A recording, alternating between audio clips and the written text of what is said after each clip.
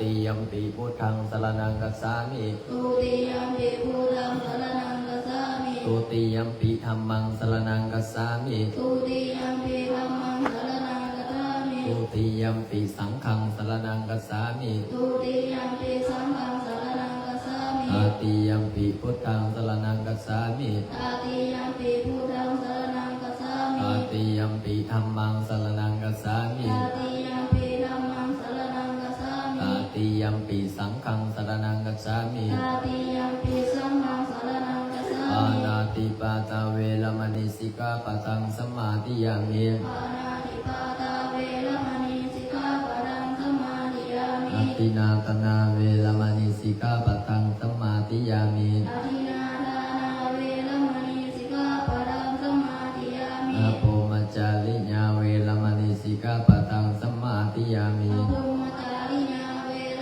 มณีสิกขาปะทังสมาธิยามิมุสาวาตาเวรมณีสิกขาปะทังสมาธิยามิมุสาวาทาเวรมณีสิกขาปะทังสมาธิยามิสุลาเมลยมัสสปปมาตทานาเวรมณีสิกขาปะทังสมาธิยามิสุราเมรยมัสสะปะมาทานาเวรมณีสิกขาปะทังสมาธิยามิวิกาลโภชนาเวรมณีสิกขาปะทังสมาธิยามิวิกาลโภชนาเวรมณีสิกขาปะทังสมาธิยามินัตตกิตาวาอัจจคิตาวาปิตาวิโสปิตาวิสุกัสสักนาเวรมณีสิกขาปะทังสมาธิยามิเวรมณีสิกขาปะทังสมาธิยามิมาลามาลาปันนะวิเลปนาเวเลปันนะปานะ ทาลนะมาลนะมันธนะ มันธนะวิภูวิภูสัทธานา สัทธานา เวรมณีสิกขาปะทังสมาธิยามิเวรมณีสิกขาปะทังสมาธิยามิ อุจจาสยนะมหาราชยนาสยนะเวรมณีสิกขาปะทังสมาธิยามิสัตตโลปัลลสตาปฏิกาหานาเวรมณีสิกขาปะทังสมาธิยามิอิมานิทัสสะสิกขาปะทานิสีเลนะสุขติยันติสีเลนะโภคสัมปทาสีเลนะนิโพธิยันติตัสสมาเสลังวิโสทะเย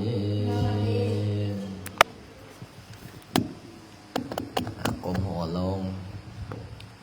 สุขีติกาโยโกปวาปิวาตนาสีลิสนิจังโอตาปัญจานิโนจัตตาโลตัมมาวันตันติอายุวโนสุขังหะลัง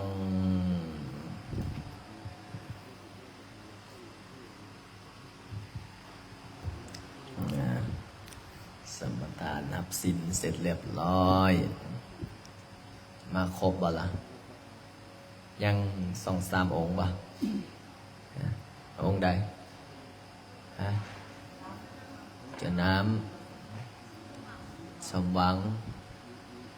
ชาวาบุไดเจ้าน้ำสมหวังใส่คณะสวรรค์เข้ามาแล้วบ่ครบแล้วบ่เจ้าซักได้แล้วเจอได้ที่ยังบ่ทันมาฮอด4-5 องค์เนาะ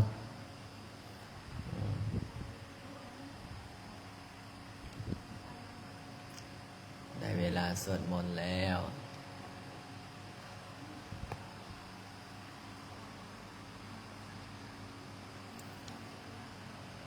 อากาศช่วงนี้ก็ท้องฟ้าครึมๆ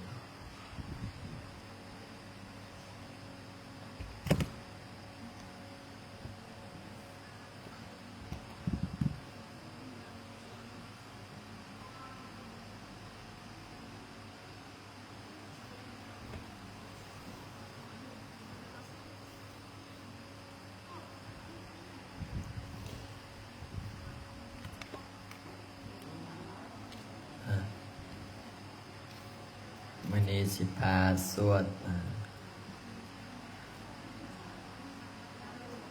หาบทสวดกันมันนะวันนี้ นี้ปาสวดปัญญาปารมี30 ทัศ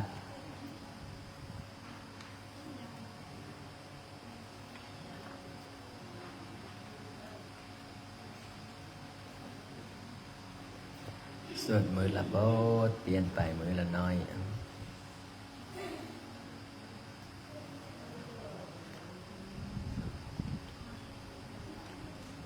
สวดบทกุศลามือนี่นะ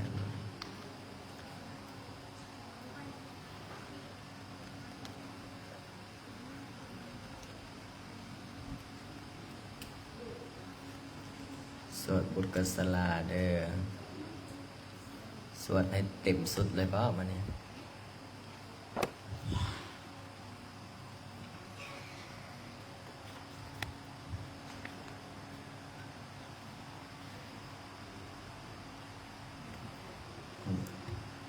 เบิ่งบทสวดไว้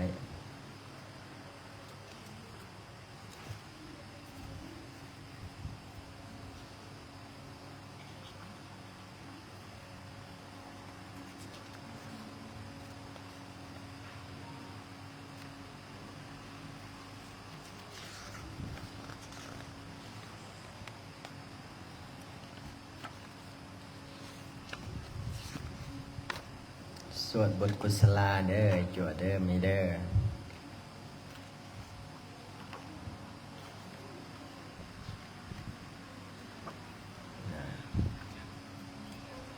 เป็นยังไงจวดได้ยังบ่หันมาฮะ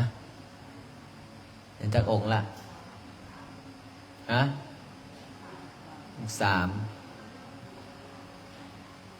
จวดน้ำจวดสมหวังฮะมาแล้วจนนี่ได้ละอ๋อคือมาซาแท้สุดนี่โอ้กังเว้นคือประเทศล่ะโอ้เอาให้อภัยนะ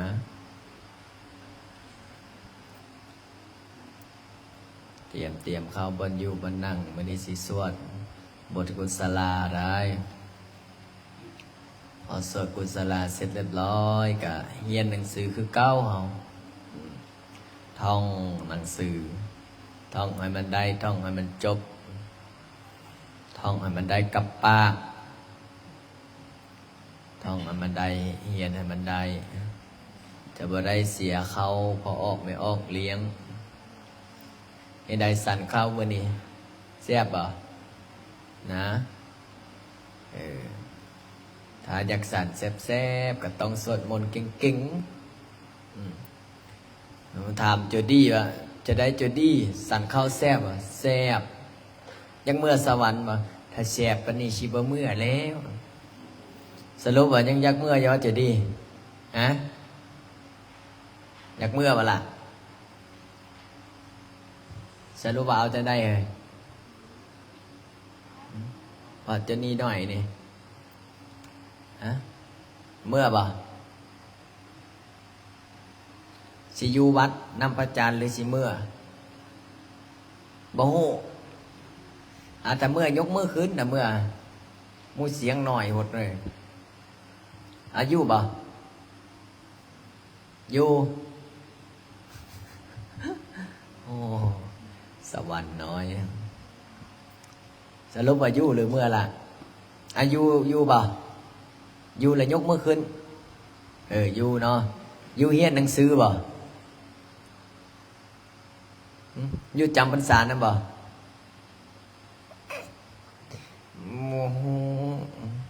โมจบเปียกกับจัวนี่เจอเปียกกับจัวดีนี่ผู้ใดไอ้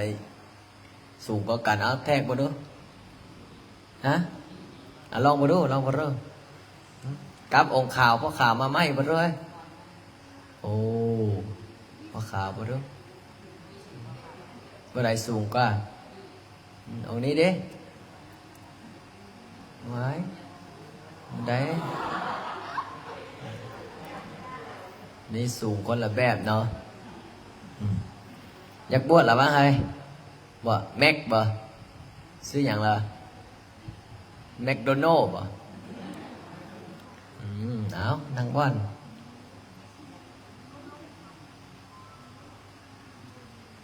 นะก้มตรงในแม่ไก่จั่วน้อยนะเดี๋ยวเขาบวชให้ได้เดี๋ยวเด็กน้อยอยู่นำเด็กน้อยเดี๋ยวโอ้เจ็บเส้นแต่ได้ไม่ออกเลยดึงหูนั้นยังหูนี้ดึงหูนี้ยังหูนั้นถ้าบ่เก่งแต่แท้บ่ยู่บ่ได้แล้วเดี๋ยวสิหาเจ้าภาพบวชให้มีแล้วบ่เจ้าภาพน้อย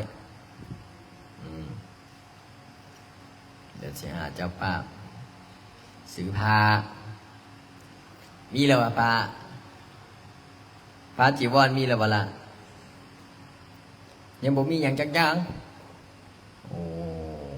เอาบ่เป็นหยังเดี๋ยวสิหาให้เด้อเดี๋ยวสิเบิ่งหาเจ้าภาพให้เพื่อพอออกไม่ออกเขาเจ้าอยากเป็นเจ้าภาพเจ้าศรัทธานี่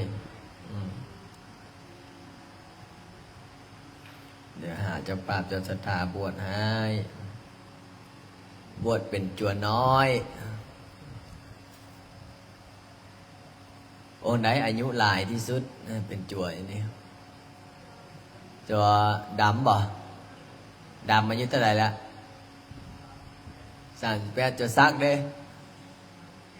38สำคัญโอ้ของจั่วไอเด่นอะไร24ทางรุ่นน้องจั่วโซนี่18แล้วเนาะมา17 18แล้วได้แต่ละองค์ยืนนำกันหลายองค์นี่โอ้ถ้าบ่เก่งแท้ๆนี่ตีกันได้เนาะคือใกล้ตีกันนี่แหละคือใกล้ตีนี่แหละขังอยู่ในซุ่มสิห้อยมึงมั่งนั่นแหละแต่ย้อนแต่หาอยู่แบบความเมตตาเวลาที่รับที่นอนอยู่ได้ยตีแต่ละองค์ห้องมีจังห้องเนี่ยเหมือน9 ห้องเนาะ9 ห้องถ้านอนสูงสุดนอนได้แต่ไหนท่านยัดเต็มที่4เนาะ5 ป่ะ4เนาะนอน4เอานอน4ก็พอแล้วล่ะ4 ห้องถ้านอนเต็มที่4 คน4 คนต่อห้องใหญ่หันนอนได้จะคนละห้องใหญ่นอนได้ประมาณ7เนาะ10ปุ่นนะโอ้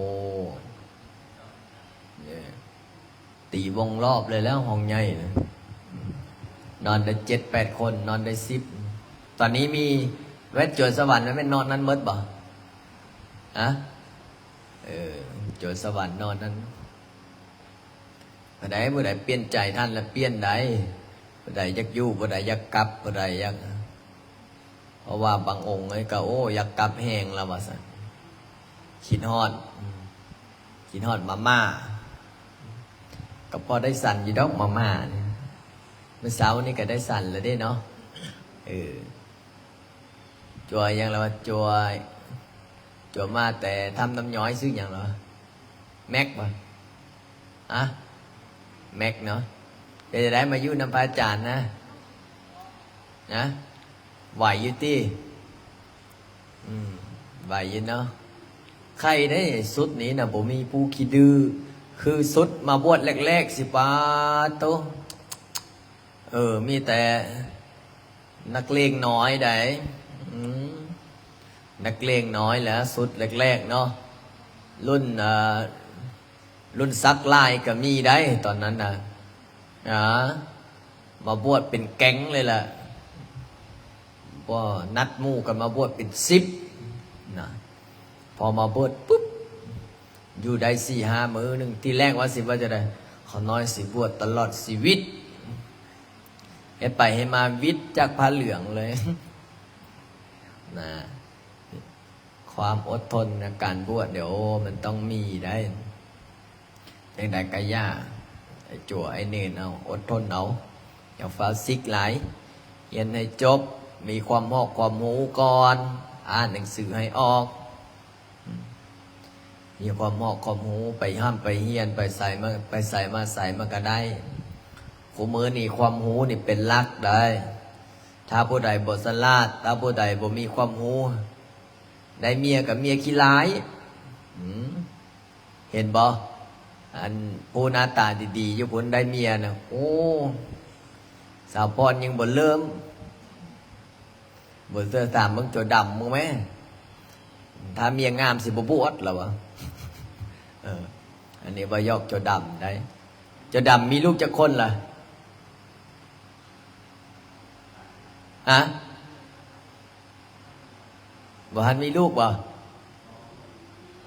ฮะ2พุ่นน่ะมีลูก2พุ่นได้เอิ้นย่าพ่อได้ถ้าบวชเป็นพระก็ได้เอิ้นย่าพ่อดำอย่างโจซักก็เป็นจะได้โจซักสิบวชเป็นพระอยู่บ่เฮ้ยเบิ่งไปก่อนเบิ่งไปก่อนถ้าบวชเป็นพระก็เอิ้นย่าพ่อซักเหนื่อยส่งจิตส่งใจยังตัดสินใจบ่ทันใด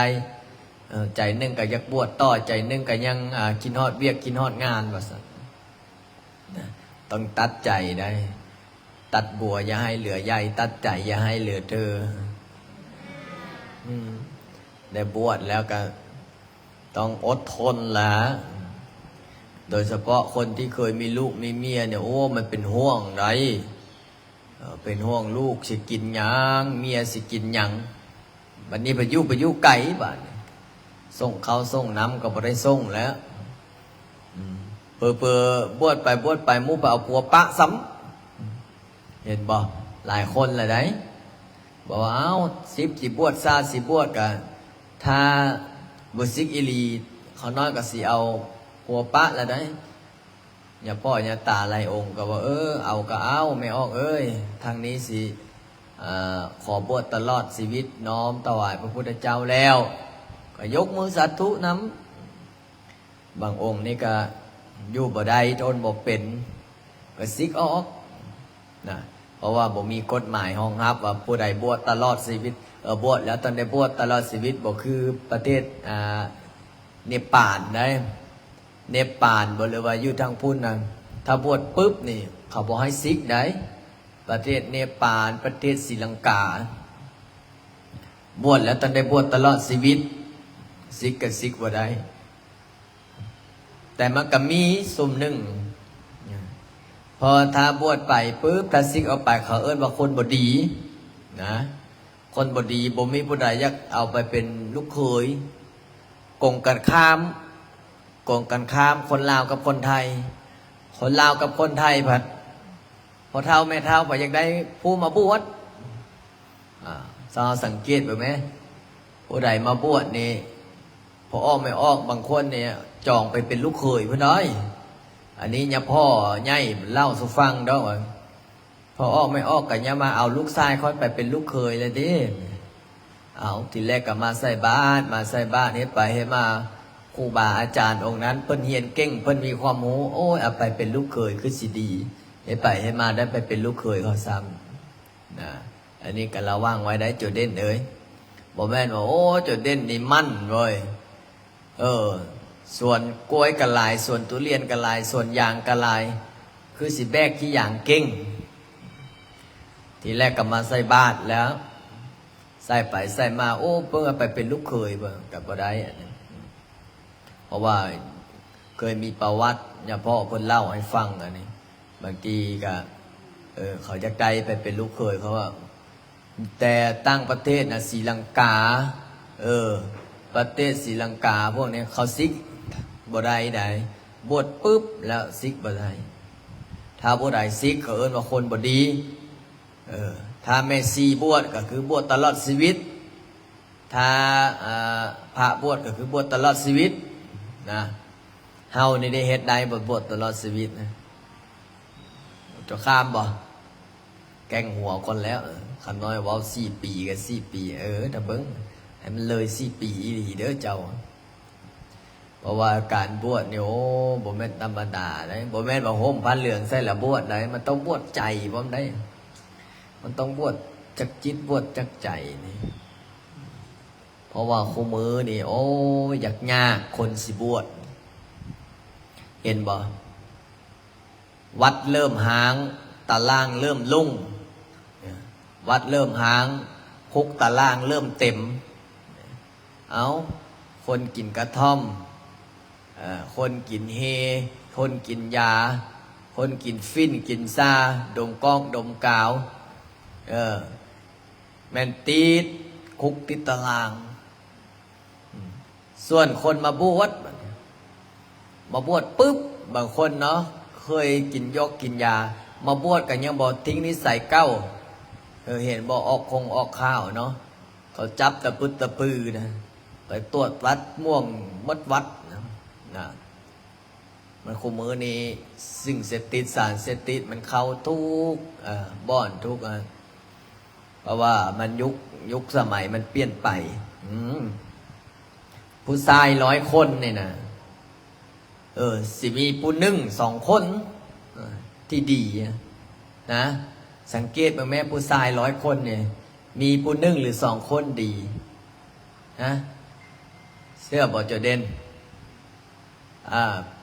จะสังเกตบางแม่ผู้ชาย100 คนเนี่ยบางที่นะอยากได้เอาไปเป็นผัวหรืออยากได้เอาไป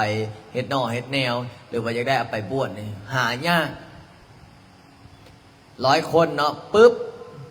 10 คนนี่คิดซะว่าบ่เต็ม10 คนนี่ตัดเอาแล้วบ่เต็มก็คือเงือกงากแบบคนเกิดมาสายเวียนสายกรรมยังเหลือเท่าใดเหลือ90เหลือ90ปุ๊บ30นี่นะหักไปซะแล้วเป็นข้าราชการคือเป็นทหารเป็นตำรวจนะเป็นทหารเป็นตำรวจเป็นทหารเป็นตำรวจนี่ได้กันยังเหลือเท่าใดเหลือ60เหลือ60ปุ๊บอีก20ติดคุกเพราะว่าโลกมันเปลี่ยนไปเด้อย่ามาพวกยักเข็ดยักลองบ่น้ำกระทอกกระท่อมกันซาเฮโรอีนคือพระอาจารย์เว้ามาเบื้องต้นนะบ่เป็นเท่าใดละ40 บวก20ไปเลยนะเป็นเท่าใดละ60แล้วเนาะยังเหลือเท่าใดเหลือ40บัดนี้ขี้ลักมักจกบัดนี้เป็นขี้ลักมักจกเป็นคนโกหกล่องลวงผิดศีลผิดธรรมเพิ่มไป10เกินหน่อยเนาะเอา20ซะเนาะเอา20พวกขี้ลักมักจกพวกขี้โตขี้แบวนี่นะพวกบอดีนี่นะพวกมักศีลผิดศีลผิดธรรมนี่60 บวก20เป็นอะไร80ยังเหลือเท่าไหร่ยังเหลือ20บัดนี้ยังเหลือ20กับบธรรมดาได้บัดนี้นะพวก20นี่ก็เป็นจะได้ติดคุกก็มีแล้วเนาะเป็นทหารตำรวจก็มีแล้วเป็นพวกเป็นบ้าก็มีแล้วขี้ลักมักจกก็มีแล้วติดคุกก็มีแล้วยังเหลือ20บัดนี้พอเหลือ20ปุ๊บบัดนี้หาผู้ชายแท้ๆได้บัดนี้นะอีกอีก10 คนผัดแอวอ่อนซะแล้วแอวอ่อนมืออ่อนตะลุงตุ้งติ้งแอวอ่อนก็ว่าจะได้ยิงก็ได้ทรายก็เป็นนะ10ซะแล้วเขาสังเกตบ้างไหม10สมมติ100 คนเนี่ยมีจะได้10 คนแอวอ่อนถามว่าเจ้าอยากเป็นหยังข้าน้อยก็อยากเป็นผู้ชายก็ได้ผู้หญิงก็ได้10 คนเสร็จแล้วบัดนี้ยังเหลือเท่าไหร่ให้หมด90ล่ะยังเหลือ10ยังเหลือ10ได้บัดนี้พวกเหลือ10 คนนี่ก็ตัดออกอีกบัดนี้พวกตีนกุดมือขาดหูนวกตาบอด100 คนมันก็ต้องมีแต่ว่าสักคน2 คนประมาณพวกผสมองค์ประกอบนี้ตีนกุดมือขาดน่ะอีก5ยังเหลือเท่าไหร่ยังเหลือ5 บาทนี่ยังเหลือ500 คนมันก็ต้องมีแล้วว่าผู้1 2 คนไปบวชมาเนี่ยแม่นบ่โจบัดนี้เอาสมมติ100 คนเนี่ยเอาไปบวชซะ3ยังเหลือเท่าไหร่บัดนี้ยังเหลือ2นี่ ก่อนสิได้ผู้ดีผู้งามมันเนี่ยโป้คัดเอาลงมาได้คัดเอาผู้ใดได้ผัวที่อุดมสมบูรณ์ผู้ใดได้ลูกได้หลานอุดมสมบูรณ์ผู้ใดได้ครอบได้ครัวอุดมสมบูรณ์แบบบอกขี้ลักมักจกเป็นคนที่สมองค์ประกอบนะบุญสุดนะเฮ็ดบุญมาก่อนนะเฮ็ดบุญเฮ็ดบารมีมาก่อนเห็นบอกบางองค์นี่คือพระอาจารย์ว่าอะไรเนี่ยอย่างบางคนนี่มือกุดตีนคาดหูนวกปากแว่งแผดงโวตาเล่บางองค์เห็นบ่คือจั่วเฮาเอาเสาไฟเฮ็ดเบรกเห็นบ่ยิบละแท้เกือบละนะโนเนาะดีแม้ยังซ้ำนั้นนะนี่ก็เลย100 คนมากับมีหลายอ่านปัญญาขณะนี่แหละเขาจะบอกอยากได้ผู้ดีๆมันนี่ยากไอ้หลีได้ได้อยากได้ผู้ดีๆมันเนี่ยคัดเอาทีละคนทีละคนอันนี้ยังบอกได้รวมคนผมดกกกนาผมได้นี่นะผมนกกกนาคือคนหัวล้านนี่คือพระอาจารย์นี่เริ่มล้านลงพระอาจารย์นี่เริ่มหัวล้านอาจารย์บัวไล่เริ่มอ้วนขึ้นอาจารย์บัวไล่นี่ท้ายหูตอนเมื่อ10 ปีที่แล้วครับตอนนี้มันคนละคนไหนเมื่อตอน10 ปีที่แล้วตอนอายุ11สิตอนอายุ11 12เนี่ยโอ้ยเบิ่งโจไรเนาะอยู่คืออยากคล้ายๆกับโจน้ำมันแหละจ้อยความจ้อยความพอมาปานว่ากับปานยางขอจนถามว่าป้อมากับแม่นคนละคนอยู่วะกับคนเดียวกันนั่นแหละจ้อยทั้งจ้อยทั้งดำทั้งจ้อยทั้งดำทั้งฟันเจิงพอเจิงอย่างไรถึงรถไถคิดสิแต่ก้อนนะเคี้ยวเงได้เราออกได้เคี้ยวเงแล้วเนี่ยนะเอาออกหรือยังจะอะไรยังไงเนาะนี่แหละก็เลยแต่ก้อนเนี่ยโอ้หน้าตาบ่ได้งดบ่ได้งามปานนี้ได้จ้อยผอมทั้งจ้อยทั้งผอมแต่คู่มือนี่ห่างกายอุดมสมบูรณ์สวดมนต์กับเก่งเนาะเฮ็ดเรียกเฮ็ดงานกับเก่งประสานเอกสารกับเก่งนี่เนี่ยกำลังเฮียนสวดปฏิโมกข์อีกถ้าจบปฏิโมกข์ก็โอ้วิลิกูดนะเก่งได้ถ้าวัดเอามีพระทรงปฏิโมกข์สักองค์2 องค์นี่โอ้เวลาขึ้นสูตรกับสุนาตุอาตมาภาพพระอยู่วัดป่าบุญนรินทร์ขึ้นมาสวดปฏิโมกข์ขึ้นไปหอนนะโมตัสสะภะคะวะโตอะระหะโตสัมมาสัมพุทธัสสะครูบาอาจารย์กันนั่งนบมือยังล่ะนี่ขึ้นไปสวดเนี่ยโอ้กำลังใจได้พอสวดเสร็จเรียบร้อยเบิ้ลกสาธุนี่เป็น100-200 องค์นั่งฟังองค์เดียวสวดเนี่ยบ่ธรรมดาได้เก่งนะนี่แหละพระอาจารย์จะบอกให้ตั้งใจเฮียนแต่ละมือนะไปเหตุบ่แต่ละเสาพระอาจารย์พาสวดพระสวดพระหงพระสวดมงคลสวดบทนั้นบทนี้จื้อเอาเห็นบ่ญาท่านเพิ่นมาฟังสิเจ้านะจั่วสวรรค์นะอาจารย์ลิ้นซ้อนเอาในได้แนวใดดีซ้อนนะได้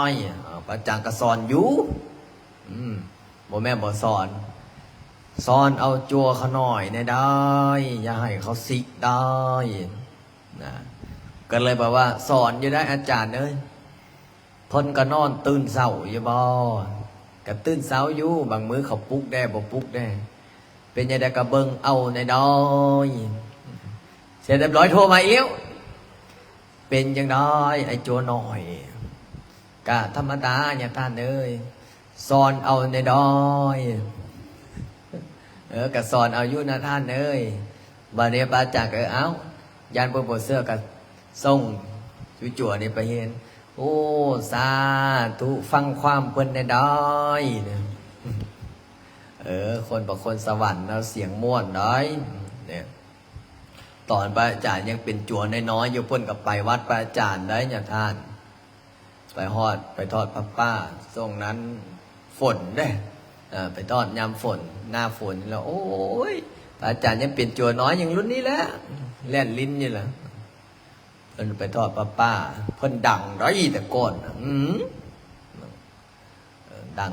ของเพิ่นนั่นแหละไปทอดพระป่าวัดนั้นวัดนี้ไปซอยสร้างวัดนั้นวัดนี้เนี่ยคือเฮานี่ละไอ้จัวก็ถ้าอนาคตข้างหน้าบวชไปปุ๊บนี่ได้เป็นไอ้จัวดังได้อยู่นำอาจารย์ลินนะสมมติโจโอเล่สมมติว่าถ้าอายุฮอดซาวเขาก็บ่ได้โอเล่แล้วได้เขาเอิ้นอาจารย์โอเล่ได้นี่เริ่มมีชื่อมีเสียงเผยแพร่ศีลธรรมขอเจริญพรนะออกจนญาติโยมอาตมาภาพพระโอเล่ครูบาโอเล่หลวงพี่โอเล่หากระบวชได้10 มือสิมาเทศบรรยายให้พ่อออกไม่ออกได้ฟังเนี่ยประกาศเทศบรรยายไปแล้วเฮาบวชนี่ดีสุดใด1บ่ได้ไปกินเหล้าเมาสุราเต้นเยาะเต้นย่องคือพอออกไม่ออกเห็นบ่ออกข้าวนะอยู่ลาดพร้าวบ่อยู่ไทยนะเห็นว่าคนไปกินไปเที่ยวในผับไฟไหม้ผับไฟไหม้ตึกไฟไหม้ห้องนอนตายเกินน้ำห้องนอกห้องน้ำเขาลูคาลาดอยู่ปานว่าไฟเผากบเป่าเครียดปานว่าไฟเผาจิรอดแมงนายวิบากกรรมนี่แหละวิบากกรรมเขาเจ้าตั้งแต่อดีตชาติแต่ก้อนสมัยก้อนกับมีได้ไม่ออกสมัยครั้งพุทธกาลนะพระพุทธเจ้าเขามีชีวิตอยู่นะมีได้คนที่แบบสายวิบากกรรมเนี่ยนะคือนางในสมัยก้อนกับมีนางนึ่งที่ชื่อว่านางคันมาติยาเนี่ยชื่อว่านางมาคันธิยานางมาคันธิยาเผ่านางสามาวดีนะกับสหายอีก500 คนสามาวดีนี่เป็นคนที่ศรัทธาในพระพุทธเจ้าส่วนนางคันมาธิยานี่เป็นคนที่บ่ศรัทธาในพระพุทธเจ้าบ่ศรัทธาจังใดพ่อกับแม่ไปเห็นพระพุทธเจ้าเนี่ยนะพ่อกับแม่ก็เลยเห็นว่าโอ้ผู้งดผู้งามว่าซั่นเห็นพระพุทธเจ้าเลยอยากได้เอาไปให้หยังอยากได้เอาไปเป็นลูกเขยคืออาจารย์เล่าเมื่อกี้นี่แหละก็เลยไปแนะนำให้ลูกสาวเจ้าของบัดไปแนะนำให้นางมาคันธิยาเนี่ยผู้เป็นลูกสาวโอ้ยพ่อกับแม่เห็นบุรุษผู้งดงามว่าพ่อกับแม่เห็นลูกเขยในอนาคตแล้วไปนางมาคันธิยานี้เนื่องด้วยอายุ19 สาวแล้วเริ่มเป็นสาวขึ้นไม่บัดนี้ก็ตามไปแล้วแบบนี้พอตามพระพุทธเจ้าเพิ่นนั่งสั่นเข้าอยู่เห็นรัศมีของพระพุทธเจ้าเป็นยังไงงดงามพอเห็นพระพุทธเจ้าปุ๊บพ่อกับแม่ก็เลยแนะนำให้ลูกสาวเจ้าของว่าแต่งงานกันบ่พระพุทธเจ้าเพิ่นสั่นเข้าเสร็จเรียบร้อยล้างบ้านเพิ่นก็ย่างขึ้นมานางนี้ก็อยากได้เอาไปเป็นผัวแล้วบัดนี้เนาะเฮ็ดจะได้มันยาหญิงหลายร้อยเล่มเกียนนะเฮ็ดอันท่าเปิงพาออกโซบ้ามีลักลมคมในวันนี้พราหมณ์ทั้งสองคือผู้เป็นพ่อเป็นแม่นี่ก็แนะนำว่าอันนี้ล่ะสิให้แต่งงานกับเจ้าเอาบ่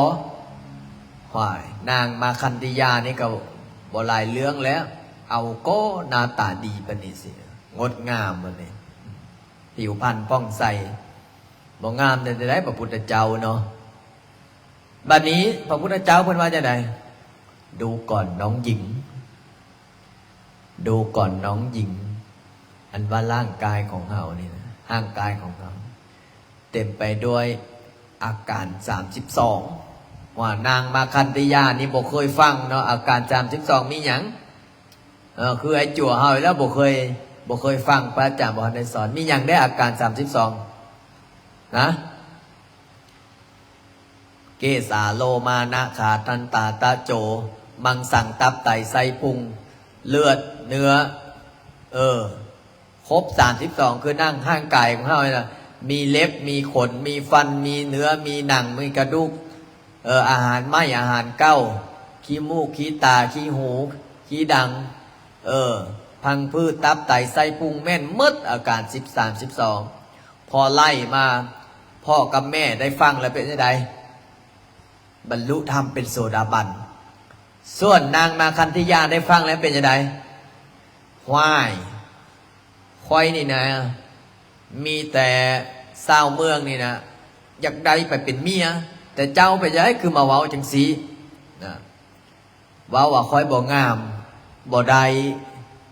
เว้าจังสีเห็นยังไงเอาโมโหแล้วเริ่มสั่งพระพุทธเจ้าเริ่มโกรธพระพุทธเจ้าก็เลยอาฆาตพระพุทธเจ้าอาฆาตพระพุทธเจ้าของเรานี่คนที่มักอาฆาตผู้อื่นเนี่ยฟังเอาเด้อผู้ใดมักอาฆาตผู้อื่นผู้ใดมักหึงหัง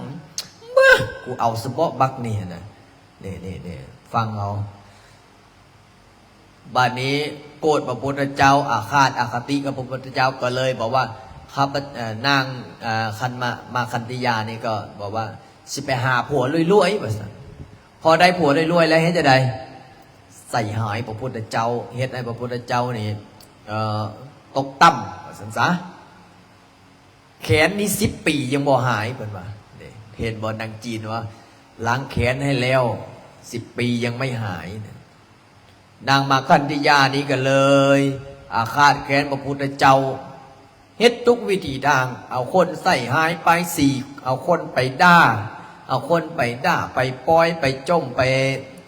จุกจิจูจี้ไปสารพัดแต่พระพุทธเจ้าของเฮาเพิ่นว่าจะไดดูก่อน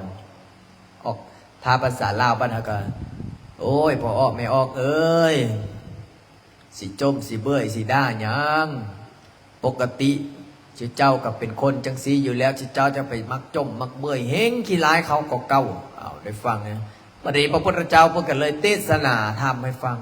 พอเทศนาให้ซุ่มไปจมไปเบื่อไปอันนี้กันก็เลยศรัทธาพอศรัทธาปุ๊บนางมาคันธยานี่เห็นลูกน้องเจ้าของไปศรัทธาพระพุทธเจ้าเฮงเพิ่มไฟเขาก็เก่าบัดนี้เอาเฮงโกรธเฮงสั่งเองอยากฆ่าพระพุทธเจ้าก็เก่าก็เลยได้ผัวเป็นพระราชานะภูกีร้ายท้ายงามก็ได้ผัวเป็นพระราชาเนี่ยบุญเราเฮ็ดมาแต่นี่แหละบุญเขาเอิ้นว่าแจ้งมาอันนี้นะแจ้งมาแต่มืดไปพวกนี้เนี่ยพวกแจ้งมาแต่มืดไปแจ้งมาจะได้คือเกิดมาแล้วรวยแล้วมืดไปคือจะได้คือบ่เฮ็ดบุญบ่เฮ็ดทานบ่มีดวงตาเห็นธรรมบัดนี้พอนางมาคันธยาได้ผัวรวยได้ผัวเป็นพระราชาอาฆาตพระพุทธเจ้าพออาฆาตพระพุทธเจ้าพระราชานี่มีเมียหลายคนบ่มีเมียหลายคนเขาเอิ้นว่าสนมบัดนี้นางสามาวดีก็เป็นหนึ่งในสนมของพระราชานี้นางสามาวดีนี้มีลูกน้อง500 คนเมื่อนั้นเห็นพระพุทธเจ้าย่างมาบิณฑบาตโดยอาการสงบงามสงบเสงี่ยมงดงามย่างไปบิณฑบาตนางสามาวดีนี่เห็นแล้วก็โยกมือสาธุสั่งงดสั่งงามเนี่ยเห็นสังเกตเบื้องไหนผู้ใดห่มผ้างามๆเลยนะงดงามไหนบอกแม่นตูมคืออย่าพ่อพันเนี่ยงดงามเนี่ยเห็นบ่งดงามคือจั่วเฮานี่นะเห็นบ่จนติ่งเนาะจนนี่เนาะคือจนนี่อย่าคืออย่าพ่อพันไหนฝาวงดงามพระพุทธเจ้าย่างไปบัดนี้นางสามาวดีเห็นนะก็โอ้ศรัทธาเริ่มใส่ก็เลยให้ลูกน้องนี่นะคนสายของเจ้าของนี่เอาดอกไม้ไปถวายพระพุทธเจ้าเห็นบ่คนที่ถวายดอกไม้พระพุทธเจ้านี่จะงดจะงามไหนสังเกตบ้างไหมนะคนที่ถวายดอกไม้พระพุทธเจ้านี่งดงามเห็นบ่แม่ย่ายดอนแต่ก้อนหัวหย่องพอถวายไปถวายมาโอ้ยผมบ่เคยรีดกับไปรีดอะไรบาดนี่นะบ่เคยแต่งหน้าแต่งตากับแต่งนะโดยอานิสงส์ของการถวายดอกไม้ได้นี่นะ เจ้าเบิ่งแม้สมมุติว่าคนขายดอกไม้แล้วคนให้บูชาดอกไม้แล้วกระเซาะกระเซิงเขาก็ว่าตายเจ้าก็ได้อาบน้ำอยู่ว่ะแต่สมมติว่าถ้าไม่เห็นละป้าเจ้าคืองดคืองามเด้เธอหน้าละใส่สุดขาวเด้อให้บูชาดอกไม้คนก็จังโอ้นี่มีศีลมีธรรมงดงามได้ใส่สุดขาวแต่งหน้าทาตาป้าโตไม่ออกคำแก้วไม่ใช่คำพวงอีสู้ไม่ใช่ดอนอยู่บ่บาดเนี่ยนะอันนี้ส่งการบูชาดอกไม้วันนี้นางมาคันธิยาเนาะให้ลูกน้องไปถวายพระพุทธเจ้าพระพุทธเจ้าเพื่อแสดงธรรมลูกน้องเป็นจะไดได้ฟังแล้วเป็นจะไดศรัทธาบรรลุธรรมเป็นโสดาบันพอบรรลุธรรมเป็นโสดาบันปุ๊บนางมาคันธิยานี้อยากหูว่าโอ้เจ้าคือไปดนแท้นี่นะเจ้าคือไปดนแท้นางมาคันธิยาถามลูกน้องโอ้ยข้าแต่องค์หญิงเอ้ยข้าแต่มเหสีผู้งดผู้งามเลยข้าพเจ้าเนี่ยไปถวายดอกไม้พระพุทธเจ้าเสร็จเรียบร้อยพระพุทธเจ้าเพิ่นแสดงธรรมให้ฟังเพิ่นว่าคนเฮานี่นะเกิดมาเนี่ยต้องได้เฮ็ดหยังเฮ็ดบุญเฮ็ดทานเลี้ยงพ่อเลี้ยงแม่นะเลี้ยงพ่อเลี้ยงแม่เป็นคนมีศีลมีธรรมจะงดจะงามเป็นคนมีศีลมีธรรมศีลห้าห้ามฆ่าสัตว์ศีลข้อ1ข้อ2ข้อ3ข้อ4ข้อ5ศีลเขาเอิ้นว่าปกติแม่นบ่ภาษาบาลีศีล5เขาเอิ้นว่าปกติศีลเขาเอิ้นว่าปกติถ้าคนผิดศีลเขาเอิ้นว่าคนบ่ผิดคนบ่ปกติผู้ใดผิดศีลเขาเอิ้นว่าคนบ่ปกติอย่างข้อที่1เขาเอิ้นว่าจะได้เฮารับศีลเมื่อกี้นี้ฆ่าสัตว์ตัดชีวิตเขาห้ามคนปกติเขาผู้ใดสิไปฆ่าผู้อื่นแม่นบ่เขาอยู่ปกตินี่นะคนบ่เสียจิตคนบ่นะบ่ไปฆ่าผู้อื่นบ่ไปทำร้ายผู้อื่นคนปกตินี่เขาบ่ไปลักผู้อื่นได้แม่นบ่บ่แม่นว่ามาม่าบ่แม่นปลากระป๋องบ่แม่นว่าหมูยองก็เป็นลักของกันเนี่ยบ่เอาได้หน่อยโจโซนี่เนาะเนี่ยแสดงว่าเฮาบ่ปกติถ้าไปลักลักเล็กขโมยน้อยกล้องวงจรติดก็เอาบ่อยู่ลักรถจอกรถจักรลักเล็กขโมยน้อยงัดเงะเอิ้นว่าคนบ่ปกติสินข้อที่3ว่าจะได้บ่นอกใจลูกผัวลูกเมียเนี่ยพระพุทธเจ้าเพิ่นบอกว่าจะได้มีคู่มีครองอยู่แล้วก็ให้ฮักเดียวใจเดียวนะหัวแก้วเมียทิพย์เป็นไม้ยอดทองเป็นกระบองยอดเพชรนะบ่แม่นว่าอยู่น้ำกัน3 มื้อดี4 มื้อหายทั้งด่าทั้งปอยทั้งจงมะยองมะเยงอันนั้นก็เอิ้นว่าคนบ่ปกติบัดนี้ข้อ4เอาครับเมื่อกี้นี้เป็นจะได้คนบ่ปกติมันก็เบ้ยไปละเห็นบ่มันก็เว้าจังสั้นจังสีโมจังสั้นจังสีโอ้ยพ่อกูนี่รวยไหนเห็นบ่ไอ้จั่วน้อยลมกันนะพ่อกูนี่รวยเว้ยขี่รถบาลาโดองค์นี้ก็บ่น้อยนาเลยพ่อกูเองคักเป็นเจ้าของบริษัทพ่อเฮ็ดไปให้มาขี่รถจักรมาคือเก่าใครแม้ขี่รถจักรล้านยังบอกพ่อนะอาจารย์ขอน้ำมันเติมมือนะเด้ออาจารย์อยู่วัดเห็นเขาเอาขนมมาลายเขาน้อยขอเอามือสู้น้องเนี่ยเด้อว่ากับว่าอาจารย์ก็มียาซุปอยู่ว่าเขาน้อยอยากซุปยาปะเนี่ยพ่อน้อปันนั้นละลูกชายโฆษณาบอกว่าเป็นเจ้าของบริษัทขี่เล็กซัสขี่บาลาโดพอสุดท้ายมาฮอดวัดขี่รถจักรแตกมาเพราะว่าอาจารย์ยาซุปมีพอไม่ออกมาถวายบ่ได้ข่าวว่าอาจารย์บ่ซุบยาบ่ซุบบุหรี่บ่แน่ข้อ5บาดเนี่ยข้อ5ก็เอิ้นว่าจะได้ละเปียกสุราแปลว่าหยังสุราแปลว่าเราคนปกตินี่นะเขาจะบ่กินให้ขาดสติผู้ใดที่กินขาดสติเป็นยังไงเห็นบ่จั่วดำเว้าเมื่อก่อนนั้นอาจารย์ผู้ใดกินเหล้าเมานี่นะเหยียบรถลอยเศร้าก็คือว่ามันบ่ไหว เหยียบรถไป120 150ก็ยังว่าคือ10เหยียบจนจำคันเร่งก็ยังบดไว้นะคนปกติเขาก็กินพอม่วนพอเมาพอได้หับได้หัวพอหับข้องหับแข้งแต่คนบ่ปกติเป็นยังไงกินจนได้หามหมากับมาเลียปากแลบแลบแลบแลบแลบแลบเอาบ่เลียจะได้หักอกหักนะอันนั้นเขาเอิ้นว่าบ่ปกติเนี่ยสินหาพอได้ฟังนั้นเป็นยังไงนางสามาวดีนี้ศรัทธาพาค่อยไปเบิ้งพาค่อยไปฟังมึงดูฟังธรรมะพระพุทธเจ้าโอ้ยพอไปฟังปุ๊บพระพุทธเจ้าเพื่อกตัดปฐมเทศนาตั้งแต่อนุอุปิกตาตั้งแต่ทานศีลภาวนานี่เสร็จเรียบร้อยนางสามาวดีนี้บรรลุธรรมเป็นโสดาบันบัดนี้ย้อนมาถึงนางไอ้ยังชื่อบ่เอาผู้ใดชื่อยกมือขึ้นเมื่อกี้นี้พระอาจารย์บอก2นางเนี่ยนางสามาวดีกับนางมาคันธิยานางมาคันธิยานี้เป็นหญิงที่แบบขี้รักขี้โลภอิจฉา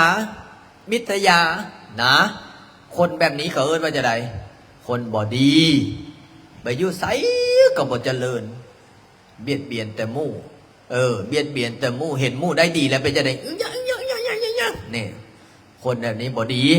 เสร็จเรียบร้อยนางมากันติยานี่ก็เลยไปใส่หายได้ปะนี่ใส่หายนางสามาวดีแบบว่าเป็นยังสั่นยังซีจกจักจุกจี้ว่าสั่นเขาเอิ้นว่าพวกนี้เขาเอิ้นว่าพวกประจบสพพวกประจบสพเฮ็ดให้ใส่หายนางมาใส่หายนางมาคันติใส่หายนางสามาวดีนี่เสร็จเรียบร้อยพอนางสามาวดีก็บ่สนใจยังถวายพระพุทธเจ้าถวายดอกไม้ถวายข้าวพระพุทธเจ้าเฮงใส่หายกว่านั้นอีกบ่เนี่ยนะพระองค์เจ้าขาดูสินางสามาวดีน่ะใส่บาตรให้พระคุณเจ้าใส่บาตรให้พระพุทธเจ้าใส่บาตรให้สมณะโหโลนดูสิข้าวน้ำเศร้าปลายิ่งมากยิ่งแพงข้าวน้ำซ้ำป่าแห้งหาอึดหายากแต่นางสามาวดีเอาไปใส่บาตรทำบุญอย่างนั้นหมดมันก็อดเลยได้เพิ่นก็เว้าได้ใส่หายบัดนี้พระราชาก็เอิ้นมาถามพอเอิ้นมาถามว่าจะได้นางสามาวดีก็อธิบายว่าเฮาเกิดมาเป็นคนก็อยากเฮ็ดบุญเฮ็ดกุศลอยากสร้างน้ำกัดทำบุญคือพอออกไม่ออกได้เห็นบ่หลายคนครับเป็นเจ้าภาพกระลอกกระโลกกระบอกกระเบื้องช่วยไปจานนะผู้ใดบ่ทันได้เป็นก็ฮับเป็นน้ำกันไหนเดี๋ยวมันเต็มไหนพอได้ฟังอย่างนั้นพระราชาก็เอาโดยเหตุโดยผลบัดนี้ผ่านไป3-4 มื้อยุใส่อีกแล้วเบิ่งแม่พระราชาพระองค์นางสามาวดีนี่นะนิมนต์พระพุทธเจ้ามาสำนักมาสำนักบัดนี้ยุใส่การให้ทานบ่ได้ยุว่าเป็นสู้เป็นสาวพอยุเป็นสู้เป็นสาวพระองค์ได้ฟังอย่างนั้นก็บ่แม่นแล้วนะได้ฟังอย่างนั้นเป็นยังไงยุแยงตะแคงรั่วบัดนี้นางมาคันธิยานี้ใส่หายจังไดก็บ่ได้นางสามาวดีนี่ก็แก้ตัวแล้วก็โดยเหตุได้ผลมีมูลความจริงว่าเป็นอย่างนั้นจังสิบัดนี้ลงมือด้วยตนเองอะไรบัดนี้นะคนเฮานี่นะในเมื่อบอกผู้นั้นไปเฮ็ดกับบ่สำเร็จผู้นี้ไปเฮ็ดกับบ่สำเร็จลงมือด้วยตนเองเฮ็ดจังไดล่ะเผาเนี่ยพอออกไม่ออกนะวิบากกรรมคนที่ทึกเผาเห็นบอกเราได้ฟังข้าวมื้อนี้นะที่ทึกอยู่ห้องเหล้าห้องเบียร์ทึกเผานางมาคันธิยาเนี่ยไปเผานางสามาวดีพร้อมกับข้าทาสบริวารอยู่นั่นนะไปอัดประตูเขาเสร็จเรียบร้อยไปอัดประตูใส่ล็อกใส่ก่อนเอาน้ำมันพืชเอาน้ำมันไปเทใส่เสร็จเรียบร้อยกับจุดไฟกับไม้นางสามาวดีไม้คนฮับไสจำนวน500 ชีวิตไม้อยู่นั้น บัดนี้พระราชาพระองค์ได้หูแล้วก็โอ้เป็นยังไงเรื่องราวมันเป็นยังไงพระราชาองค์นี้ปัดโปรดเมตตาภรรยามเหสีนี้หลายก็สุดก็เลยได้ถามว่าโอ้ผู้ใดเฮ็ดไปเฮ็ดมาผู้ใดก็บ่ยอมรับบัดนี้พระราชาก็เลยออกกลอุบายว่าหากว่าผู้ใดรายงานเบาะแสว่าผู้ใดเฮ็ดผู้ใดฆ่านางสามาวดีมาแม่ละนางสามาวดีนี่เฮานี่นะอยากให้มันตายตั้งแต่ดนแล้วนะออกกลอุบายได้เพราะว่าอย่างเพราะว่ามันไปเฮ็ดแต่สันจังสีนางมาคันธยาก็ยกมือขึ้นแล้วเจ้าค่ะหนูเองจ้าพระราชาก็เลยบอกว่ามันต้องมีผู้สมหูสมคิดมันต้องมีผู้สมหูสมคิดก็เลยพระราชาโดยความเฉลียวฉลาดก็เลยบอกว่าเอาจังสีเฮาสิยกความดีความชอบให้เจ้านะเฮาสิยกความดีความชอบให้เจ้ายกทรัพย์สินสมบัติให้เจ้าเอาบ่เอาเจ้าค่ะได้พวกขี้ซอต่อแหล่พวกมักโลภโลภายนะแน่ในสมัยครั้งพุทธกาลได้อันนี้นะบัดนี้พอนางมาคันธยานี่ก็ไปบอกอายบอกน้องบอกพี่บอกพ่อบอกแม่เจ็ดโซโคตมาแล้วบัดนี้มาฮอดกับพระราชากับทำตาได้หิวกะหาปณะเงินน่ะหลายล้านกะหาปณะมาตั้งเรียงนี้พระราชาก็ถามเพื่อความแน่ใจอีกว่ามาหมดแล้วบ่ไออีพี่น้องบ่มาหมดแล้วเจ้าค่ะได้เพิ่นก็ได้มาหมดแล้วเด้อขะหน่อยบัดนี้พอมาหมดปุ๊บพระราชาก็สั่งให้ทหารนี้เฮ็ดจังได๋ขุดดินบาดนี้ขุดดินก็เอาน้ำมันลงนั้นไหว้ซุ่มนี้หูว่าน้ำหัวมันสิเผากูบ่วะเริ่มแล้วได้บัดนี้เริ่มหูโตเลยเฮ็ดจังได๋หูโตเขาบ่ทันแล้วนางเอ้ยก็เลยเอาไออีพี่น้องเอาพ่อเอาแม่เสือสายลาดญาติโยหิตเจ็ดโซโคตนี่เอาลงไปนั้นเผาว่าซะให้นางมาคันธยานี่เบิ้งเพิ่นก็ตั้งคองตั้งให้แล้ววิบากกรรมนะไม่ออกกรรมมุนาวัตติโลโกสัตว์โลกย่อมเป็นไปตามกรรมเนี่ยเสร็จเรียบร้อยนางมาคันธยานี้พระราชาบอกเผาเป็นอย่างงูบ่ถ้าเผาสิมันทรมานโพดสิเอาให้ทรมานกว่านั้นก็เลยเอานางมาคันธยานี่ไปมัดกับเสาแล้วเอามีดนี่นะไปปาดเอาน้ำเนื้อน้ำหนังเจ้าของเนี่ยไปปิ้งแล้วก็ให้นางมาคันธยานี่กินทรมานจนผลสุดท้ายมาก็สิ้นลมหายใจนี่แหละให้ทุกข์แก่ท่านทุกข์นั้นถึงตัวองค์สมเด็จสัมมาสัมพุทธเจ้าเพิ่นยังบอกว่าผู้ใดที่ให้ทุกข์กับคนอื่นนี่ผลสุดท้ายวิบากกรรมก็จะย้อนมาเฮาเองเพราะฉะนั้นแล้วพอออกไม่ออกเด้อได้ฟังธรรมะธรรมโมแล้วเอาไปพิจารณาให้เป็นบทเรียนสั่งสอนจิตใจเจ้าของอย่าโกรธอย่าโลภอย่าหลงต้องสงบสติอารมณ์ให้อยู่นะเพราะฉะนั้นแล้วมื้อนี้เนาะสวดเตรียมตัวสวดมนต์เนาะไอ้จ่วยเนี่ยเนาะสาธุนะ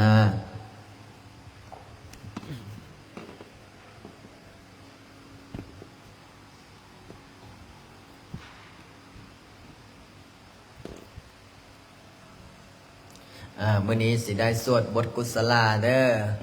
แผ่เมตตาให้ผู้ที่ล่วงลับไป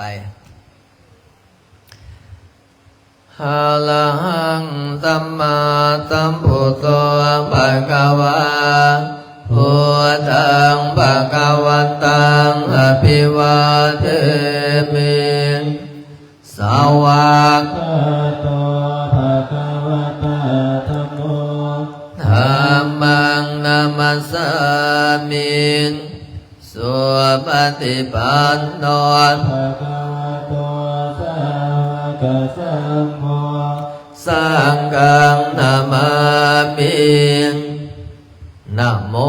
ตัสสะภะคะวะโตอะระหะโตสัมมาสัมพุทธัสสะนะโมโตอะระหะโตสัมมาสัมพุทธัสสะนะโมตัสสะภะคะวะโตอะระหะโตสัมมาพุทธัสสะตังโกปันนะภะคะวันตังเอวังกัลยาณโนกิตติสัตโตอะภุคโตอิติปิโสภะคะวะอะระหังสัมมาสัมพุทโธวิสัจจลนะสัมปันโนสุขโตโลกวิทูตอนุตตโลปุริสธรรมสารติสัทธาเทวมนุสสานังพุทโธภควติพุทธวะละหันตวะละตันติกุณาภิยุตโตสุตตาภิญาณกรุณาอิสมากตโตโพเทสิโย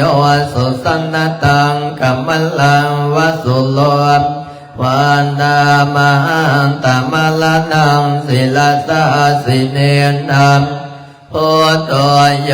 สัพพปานินังสารนังเกมะโมตตมังปาตมานุสติตานังวันดามิตังสิเลนังพุทธัสสะสมิดาโสพุทโธเมสามิกิสโลพุทโธดวงกาตกามตาจวิดาตาจยิตสเมมพุทธัสสะหังนิยานเตมิสลิลันสิวิตันจิดังวันดันตัวหังจเรียสามีพุทธัสเสวสุโพธิตัมนาติเมสลนังอายังพุทโธเมสลนังวะลังเอเตนะสัจวัสเสนวัตถยังสันพุทธังเมวันตมันเนนะยังปุญญังปัสสุตังอิดังสัพเพปิยันตลายาเมมะเยสุงตัสสะเตสัสสังขยนะวัจนะวัจเจตัสสวะโพเทกุกัมมังปะกะตัมมะยายังพุทโธปฏิกันันตุอัจจยัมตัมกาลันตะเรสังฆลิตุงอพุทเทมสวากขาโตภะคะวะตาธัมโมสันทิติโกอังคาลิโกเอหิปัสสิโกโอปัญญิโกปัญจตังเวริตังโพวินโยหิติสวากาตตันติกุณโยกวเสนะสยโยโยมาคัปปะกัปปริยติวิโมกขเปตนธัมโมกุโรกัปปตนาตตาตาลิดาลินวันตามหังตมหลังวันธรรมนเมตังธัมโมโยสัพพปานินังสารนังเกมะมะตมังทุติยานุสติทานังวันตังนะหังธัมมาสาสมิดาโสวะธัมโมเมสามิกิสโลธัมโมโตคาสขาตาจวินันตาจยิตสเมธัมมาสาหังนิยาเตมิสลิลันชีวิตันจิดังวันดันโตหังจเรสามิธัมมาเสวสุธรรมตังนาติเมสลัมนามอายังตัมโมเมนเอเตนะสัจวัสเสนวัตถยังสาธุสาสเนสัง ธรรมาเนนะยังปุญญังปัสสุตังอิทาสัพเพปิอันตรายาเมมาเอสุงตัสสะเตสัสสะ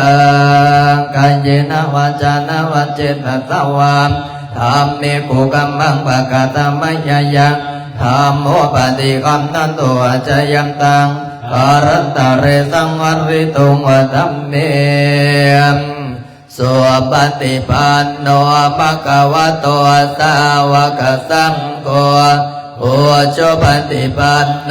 ภะคะวะโตสาวกสังโฆ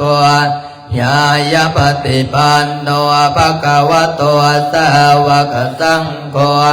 สามีจิปฏิปันโนภะคะวะโตสาวกสังโฆญาติธรรมจันตาลิปุเลสายุกานิอันเอสัมภะคะวะโตสาวกสังโฆอาหุนายโยปาหุนายโยสักขินายโยอัญชลิกรณิโยอนุตตลังปุญญาเกตังโลกัสสติสัตตมัสสุสุปฏิปฏิคุณาภิยุตโตโยนาภิโทอริยบุคลสังกเสโตศีลาธิธรรมภวราชยการยจิตโตวันดามหังตมริยานกนังสุสุตังสังโฆโยสัพพะนินังสรณังเกมมุตตมังตาตุญาโนสันติตานังวันดามินังสิเลนะอัมสังฆาสหัสมิดาโสวัสสังโฆกิสโลสังโฆตัวกาสักขาตาจวิราตาจยตัสเมสังฆาสหังมิยาเตมิสลิลันสิวิตันจิดังวันดันโตหังจเลสามิสังฆาโสปฏิปันนตัมนาติเมสลนังอายังสังโฆเมสลนังวะลังเอเตนะสัจจวัสเสนวันอายังสารุสาสเนสังฆังเมวันตมาเนียนยังปุญญังสัพเพปิอันตรายาเมมาเอสุงตัสสะเตสัสสะกายนวาจานวาเจนะสวาสังเกกุกัมมังปะกะตมะยะยัมสังโฆปฏิกัณนันตุวจยันตังการันตะเลสังวริตงวสังเขเปิดไปนา153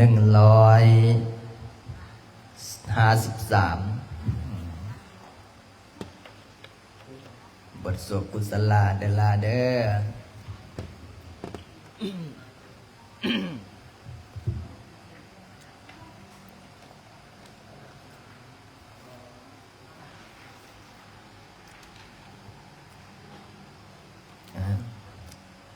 นะโม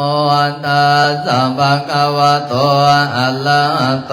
สัมมาสัมพุทธัสสะนะโมตัสสะภะคะวะโตมาสัมพุทธัสสะนะโมตัสสะภะคะวะโตอะระหะโตสัมมาพุทธัสสะกุศลธรรมะกุศลธรรมะอัปยากตะธรรมะกตเมธรรมะกุศลายสมิงสมัยเยกามาวจรังกุศลจิตตังอุปันนังโหติสหโสมนัสหกตังญาณสัมปโยตังรูปาลัมมนังวาสานวาคันดาลัมมนังวาลสาลัมมนังวาพุทธาปาลัมมนังวาธรรมะละ มานังวายังวาปนาลาภาตัสมิงสมัยเยปัสโสโหติอวิเคโพโหติเยวาปนาตาสมิงสมัยเยอัญเยปิอาติปฏิสมุปันนาอารมหิเมตัมมากุศลปัญจขันธาโลปะขันโตเวทนาขันโตสัญญาขันโตสังขารขันโตวิญญาณขันโตตัสกตโมโลปะขันโตยังกินจิโลปะอธิตานากตปัจจุปันนังอาชันตังวะพระอิดาวาโอราริกังวาสุขุมังวาหินังวาปณิตังวายังโดเรวาสันติเกวาตเตกัจจังอภิสัญโยอิตวาอภิสัมเทติตาวาอายังวุญจติรูปะขันโตสังฆโหอสังฆโหสังฆอิเตนะอสังฆอิตังอสังฆอิเตนะอสังฆอิตังสังฆอิเตนะสังฆอิตังอสังฆอิเตนะอสังฆอิตังสัมปโยโกวิปโยโกสัมปโยเตนะวิปโยตังวิปโยเตนะสัมปโยตังอสังฆอิตังสัมปัญญาติโยกันดปัญญาติอายัมปัญญาติธาตุปัญญาติสัจจปัญญาติอินทริยปัญญาติบุคลปัญญาติกิตวัตตาบุคลานังบุคลาปัญญาติสมัยวิมุตโตอาสยวิมุตโตโกปัธรรมโมอโกปัธรรมโมปลิหานธรรมโมปลิหานธรรมโมเจตนาภาโพอนุลักขณาภาโพปุถุตโนโคตมะพระพุทธพโยปรโตอภโยปรโตขัพพังกัมมโนอภาพังกัมมโนนิยโตอนิยโตปฏิปันนโกปเลติโตอะระหะอะระหะตายปฏิปันโนโมคโลอุปลาปฏิสัสสิกาสัพพะมาเทนาติอามันตายโยสัสสิกาโตปะละมาโตตะโตโสปุกโลอุปลาปฏิสัสสิกาปะละมาเทนาตินะเหวังกาตาเป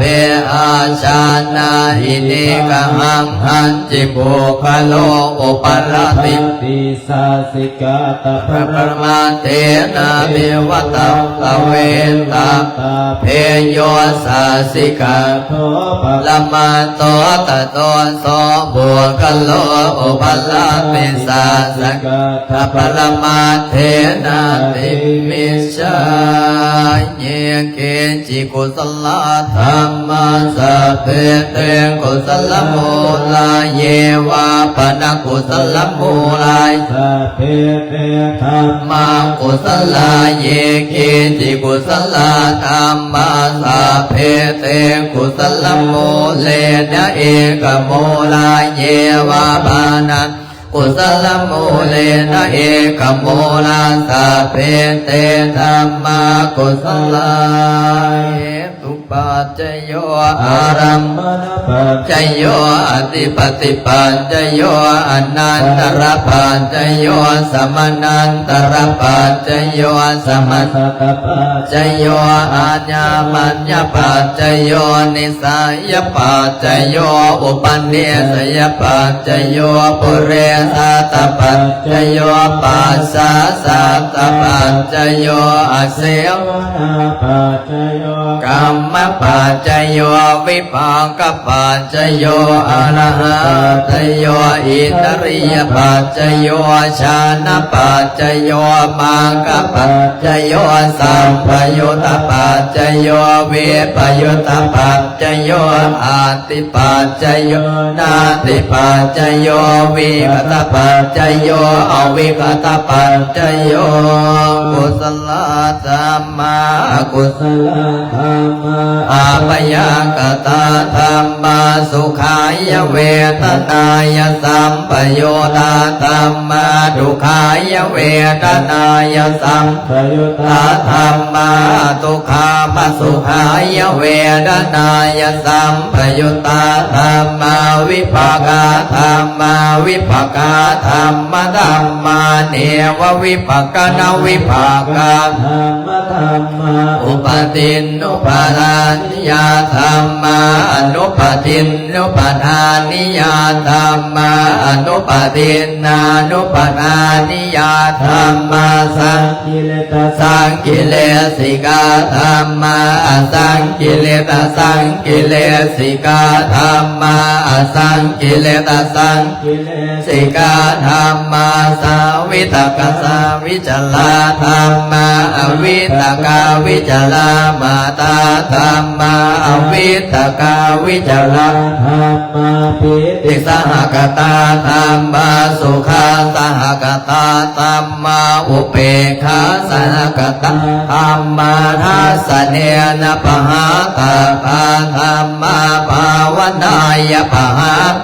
อาธรรมาเนวทัสเนนะภาวานายปหาตาภาธรรมาทัสเนนะปหาตาภเหตุกาธรรมาภาวนายปหาตาภเหตุกาธรรมาเนวทัสเนนะภาวานายปหาตาภเหตุกาธรรมาอาจยกรรมิโนตัมมาอาปัจจยกรรมิโนธัมมาเทวปัจจยกรรมิโนนาปัจจยกรรมิโนธัมมาเสขาธัมมาเสขาธัมมาเทวเสขานาเสขาธัมมาปลิตาธัมมามหังธัมมา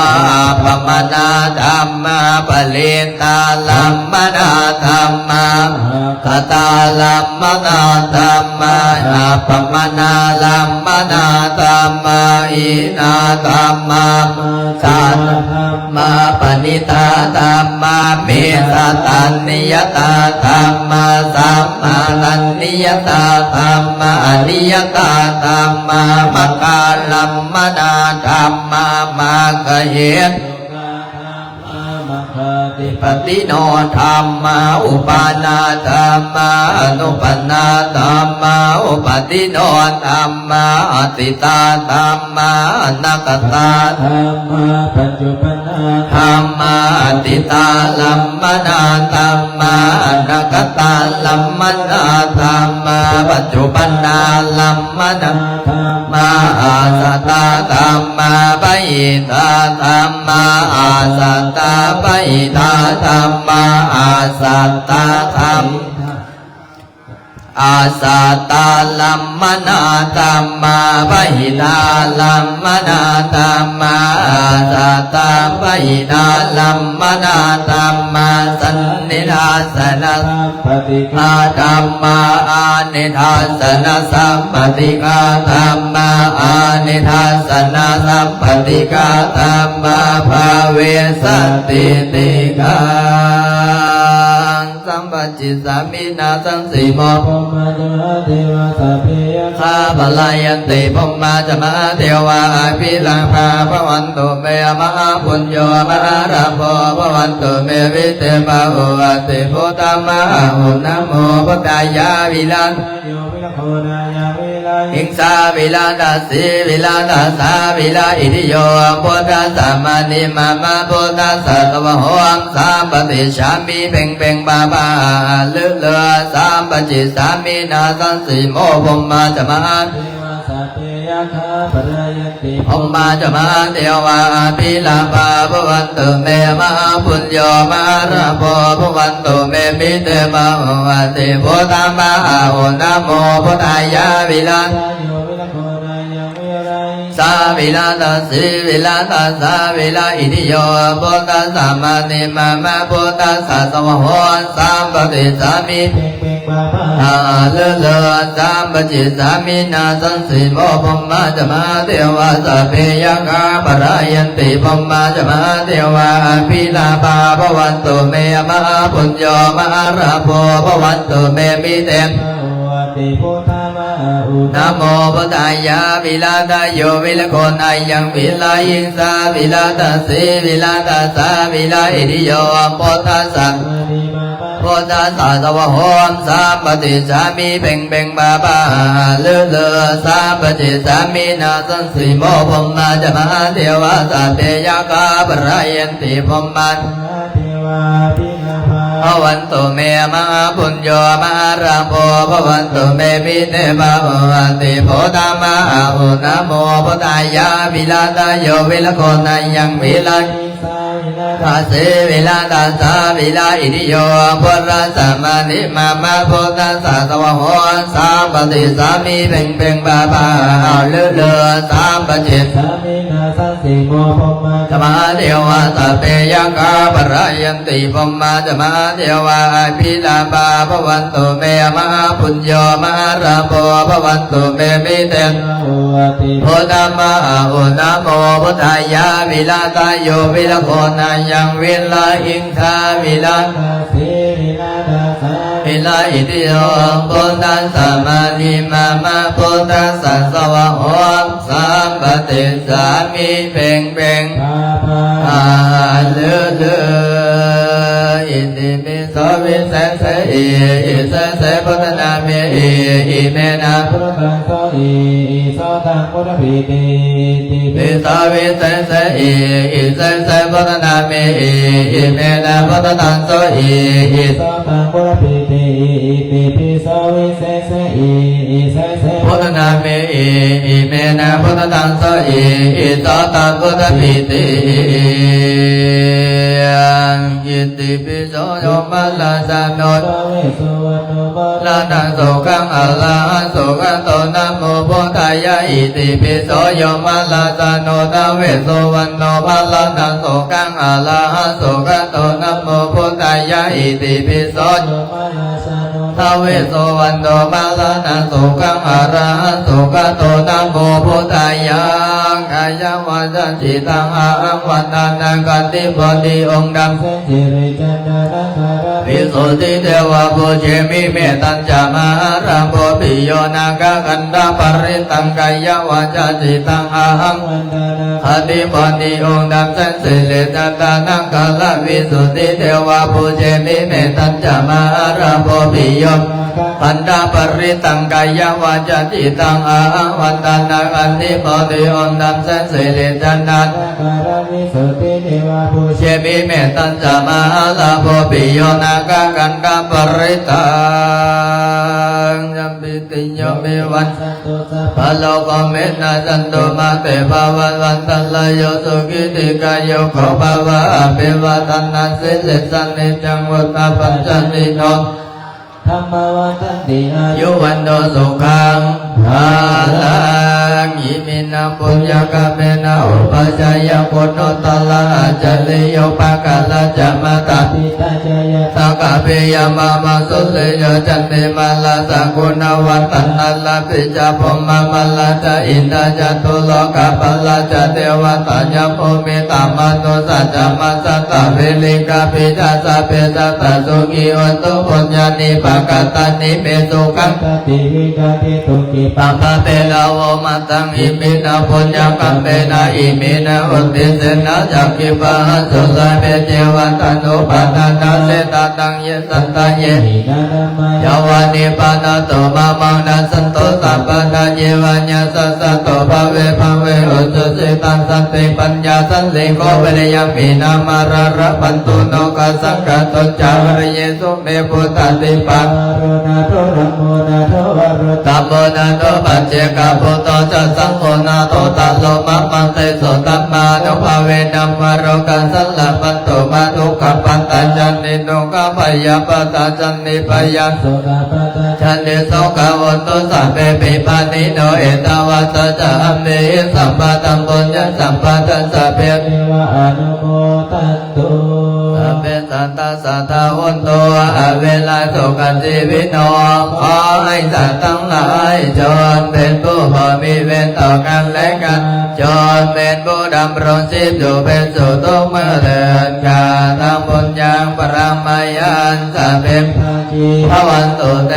ขอให้สัตว์ทั้งสิ้นนั้นจงเป็นผู้มีส่วนได้เสวยผลบุญทานที่ข้าพเจ้าได้บำเพ็ญแล้วนั้นเถิดวันตามิปันเตเตติยังสัพพังสัพพะทานิสุปาริติตังสัลลิกัตตมะพุติโพธาโลปัสสะกะลาสัสสะวัจสะมัตสะเจวะวันตามิเตตตากะเตสยังเนอาสะเนตาเนกะมะเนจาปิสัพพะทา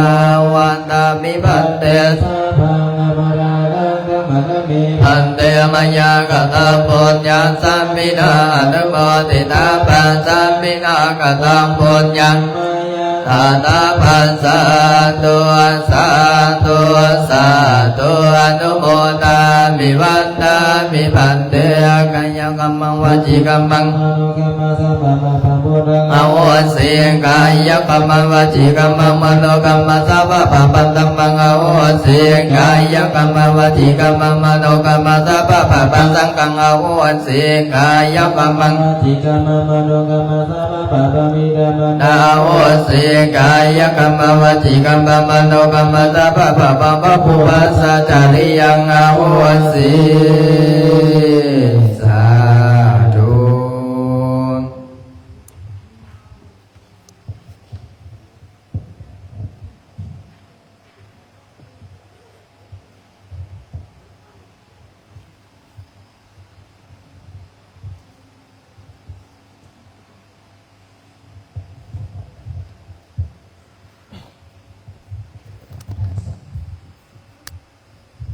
สาธุอนุโมทนาบุญเด้อออกตนญาติโยมยมพ่อยมแม่ยมพี่เนาะ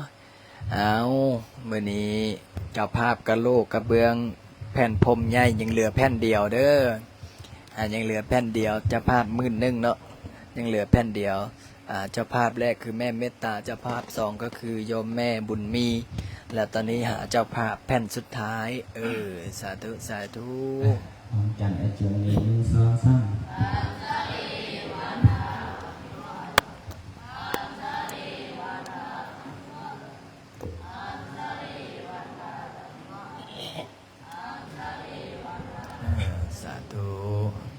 หันหน้าให้พ่อแม่ออม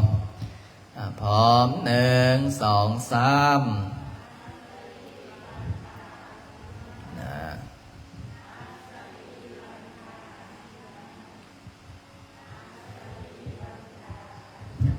วันนี้ก็อนุโมทนาบุญกับ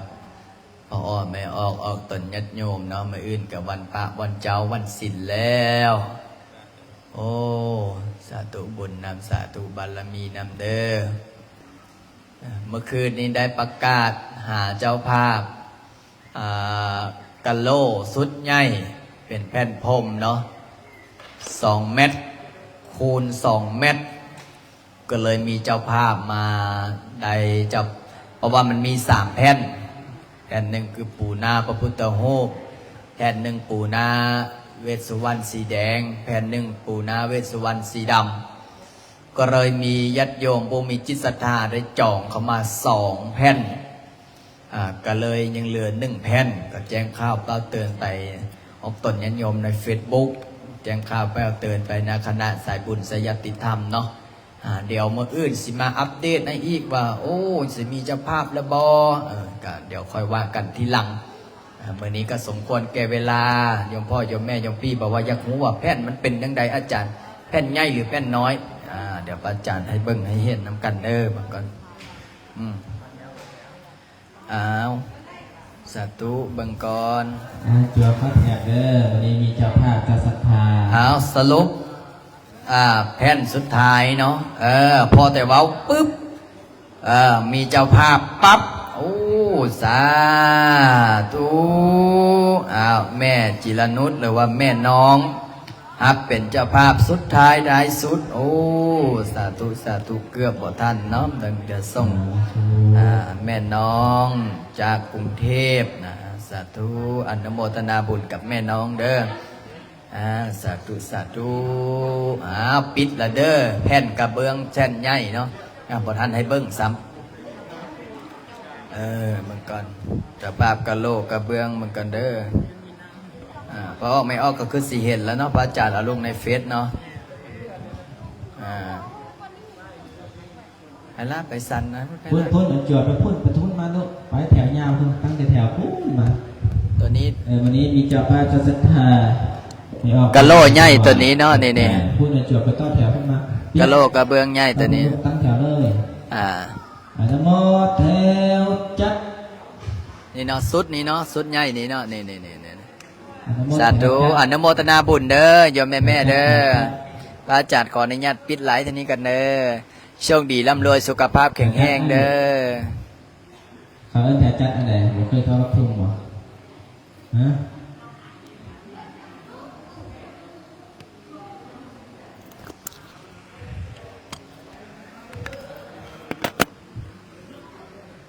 หนึ่ง